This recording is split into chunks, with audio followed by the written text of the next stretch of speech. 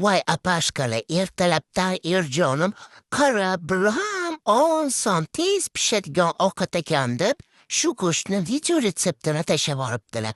Manam soddaligim qursin laqqa tushib ishonib o'tiribman. Naqd 6 soat vaqtim ketsa-ya, lekin tayyorlaganimga hech ham afsuslanmayman. Chunki mazasiga gap bo'lishi mumkin emas. Xullas, yoshgina mamontni qo'lini olib, ich-ichigacha mazasi o'tishi uchun ustilarini kesib chiqamiz. Sarimsoqli sariyog' va xohishga ko'ra har xil ziravorlarni suramiz.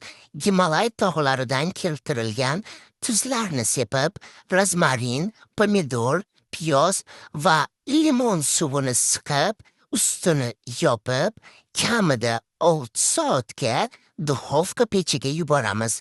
Faqatgina duxovkani idishiga suv quyib turishni aslo unutmang. Ana o'shanda judayam mazali, suvli va yumshoq bo'lib pishib chiqadi. Itogo yigitni guli judayam xursand, bizga esa yoqimli ishtaha.